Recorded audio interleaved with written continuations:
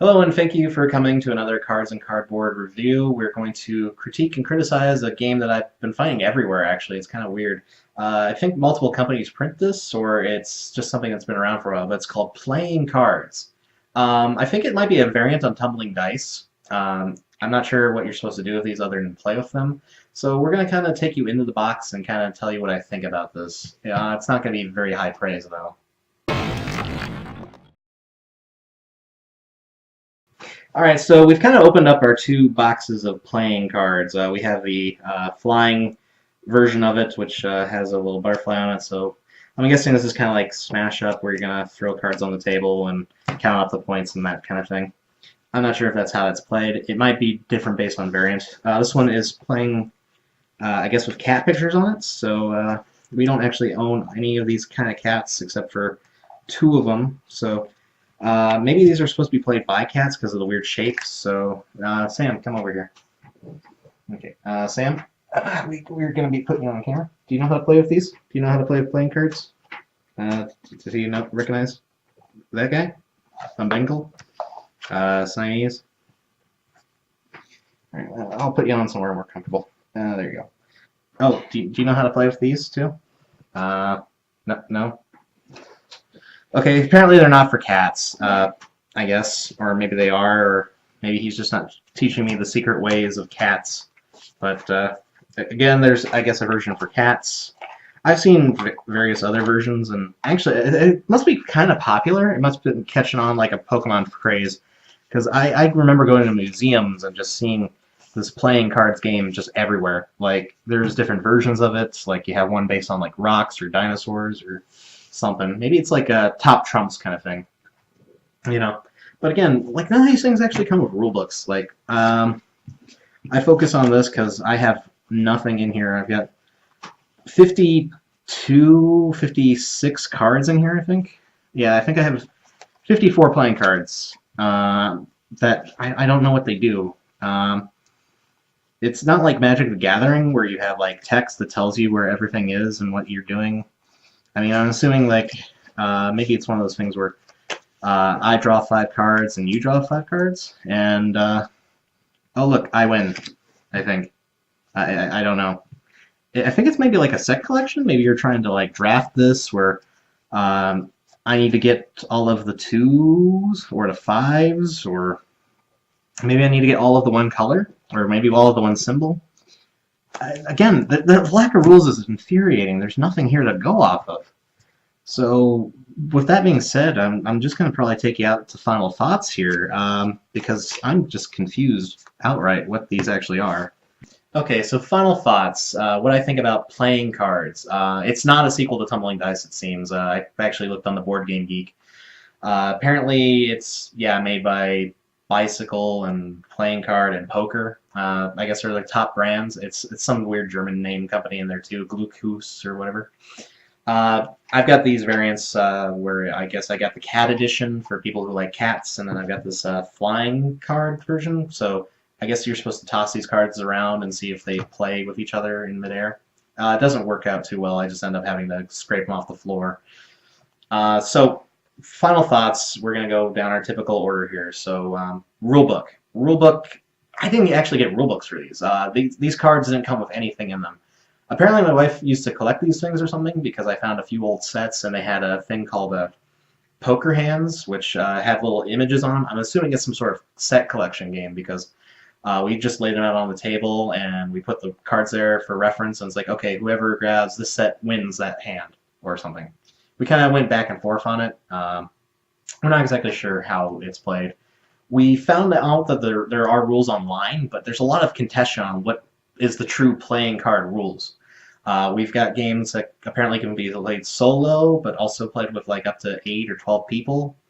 I'm assuming this might be like part of an old school like piece pack, you know, where it was originally packaged with a book, and maybe every deck of cards or whatever this was had a book with it, and maybe they just got lost somewhere down the line. It's really hard. So we're gonna give this pretty much a 0. This is terrible. There's no rulebook to speak of. There's no uniform connection anywhere. Just absolute rubbish. So art. I mean, clearly these cards have some sort of value attached to them. I see that they have like butterflies on this one, and this is a 2 with 2 hearts on it. I'm assuming this is 4 hearts in value, so, or maybe it's used as a 2 and a heart. Who knows? I think it's worth less points than, say, something like a 10, because 10 is obviously bigger than 2.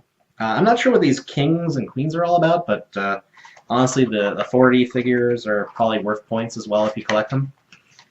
But I've seen people with like literally stabbing themselves in the head, so I'm thinking this is from France, maybe, where they didn't like kings or queens or any sort of nobility. It's very cruel. It's not meant for children at all. I don't recommend this at all for children. It's too violent for them. So we're going to give art a very simple, it's very minimalistic, you know, probably a 4. It's not bad.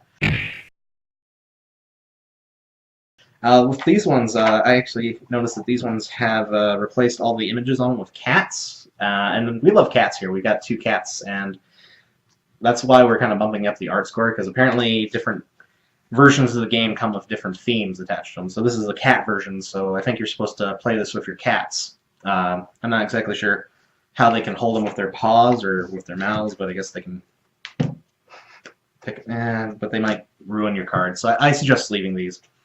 That's what it comes down to. Sleeve all your playing cards. So that brings us into components. These things are flimsy. Like I haven't dealt with flimsy cards like this in a while. I think Diamonds has a slightly better quality when it comes to their card stock, because it was very similar in theme. You know, you have these diamonds and we have these hearts, and I think those are horseshoes. Or no, those are like shamrocks. Yeah, shamrocks is the thing. And then we have this thing that's kind of shaped like a digging shovel, like a spade. Anyways, yeah, it doesn't make sense. The themes are all over the place. But they're fairly sturdy, though. I mean, despite being a little flimsy, you know, you can't really play with these repeatedly without them wearing out over time. But they seem to have some sort of weird gloss on them that makes them really easy to shuffle. I like that. So I don't know. It's up in the air. You probably could sleeve these, but you could also probably play with them for quite a while before they'll get ruined. Yeah, it really depends on what brand you got, because again, the cat version may be a little less tolerable for people to have their hands on, whereas these ones, the flying ones, they go around pretty easily. They jump off stuff. It's pretty good. They hold up well, and they fly fairly well for like 2 seconds. Since there is no real rule book, I can only assume that, again, this is some sort of like piece pack deal, or if it's just some old school game that exists beyond rules and that we're supposed to know everything about it, maybe. Or maybe we're supposed to kind of come up with our own thing, which is very lazy. I'm thinking that since there's all these numbers on them, it's probably designed by like Reiner Knizia or something. You know, originally I thought playing cards was a Eagle Griffin design, but apparently they don't take credit for it. So let's just put the credits on there as Uwe Rosenberg and Anton Bauza. There you go. I'm pretty sure those are the guys that know the most about playing cards. Actually, scratch that. It's probably Richard Garfield, because he knows this game called Magic the Gathering, which is a deck master game, and this is clearly a deck that you need to master in order to get anything good out of it. So, credits, Richard Garfield. Dr. Richard Garfield. Oh, did I actually give that a number? I don't think I did. Components, yes. Mechanics, however. Question mark? I don't know what to do. Again, no, non-existent rulebook, so 3. We'll put a 3 on it, because you can at least throw these around, and it seems to work all right. The cards do kind of play with each other, it seems. Going on into replayability. You know, replayability, I don't think I'll ever play with these ever again, despite getting them. Unless I get a formal rulebook sent to me or something of how to play playing cards. It's going to be really difficult for me to want to pick this up ever again. I, again, don't recommend it. So, replayability, we're going to give it a 2, maybe a 1. Probably a 1, because if you don't have anything to work with, how are you supposed to really know what you're supposed to do with this thing to begin with, so we can't really judge it on that. So that brings us into the final thoughts here. Final thoughts, it's just abysmal. It's terrible. I think these things are fun to kind of throw around or stack up or throw at your wife or cats or something. It works for playing cards, but I would rather play like Tumbling Dice or something much more proficient in my collection, like say, oh, Alpine Roulette. Alpine Roulette's a great little German kids game where you spin this little top and all these balls go shooting everywhere. And it's very luck based, but it's got rules in it, which is an improvement from this trite garbage. So, final thoughts. We're gonna give this a 2. It's just abysmal. I really don't recommend playing cards. Go out there, you do you if you like this game, but it's something I'm probably never going to touch again. So thank you so much for watching Cards and Cardboard. This has been a great review. Thank you so much for your support over this time. Share the links, subscribe, comment. We want to hear your feedback. Or don't. We hate you. Go away. So no, that's our review. Go. I'm done. I'm just done with this game, and I'm done with this review. Cut the camera. Christy, seriously, cut the camera. Like, I don't want to play this crap anymore. This is a terrible game.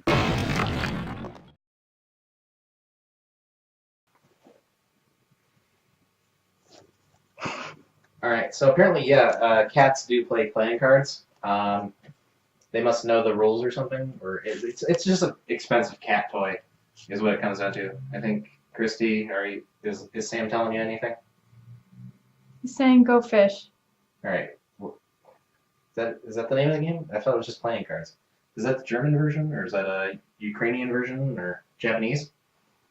That's the cat one. Oh.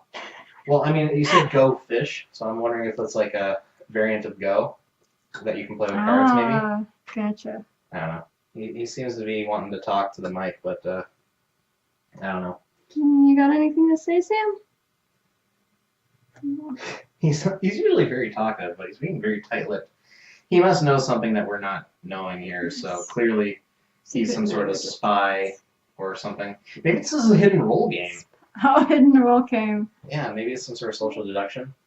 I don't know. We'll just do a little cut here because we're gonna have to figure this game out for ourselves. Obviously, our cat's more knowledgeable about playing cards than we are. Hmm.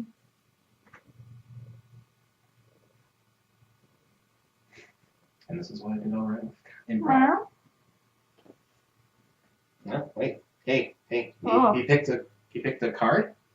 Or he's picked several. Oh, he's actually moving him around. Maybe. Oh, it's like a tile playing game. Okay. I think we finally got it. We made a breakthrough. So you lay down the cards, and then what? How do you score points, Sam? How do you score points? See, this is why they need a rulebook. Like, you can't just rely on cats to tell you everything. Alright. You can't rely on cats to tell you anything. Alright. Well, maybe don't leave this part in. Thank you so much for watching again. Have a good year, everybody. Happy April Fools. Still, playing cards, seriously? Terrible idea for a review, I know. But thank you so much for watching our stupid April Fool shenanigans. We want to continue to support the community for board games and people who love board and card games so much that we'll practically review anything that comes our way. So, that's fun to say. Thank you so much for having a sense of humor, watching us all this time. Please spread the links, subscribe, give us feedback. We honestly do want to hear what people have to say about our review show. Or at the very least, share it with other people if this is going to help people decide what games they want at all, or if it even helps them understand what the game's kind of going to be like before they go to the shelves and buy it. It's something that we want to do for people.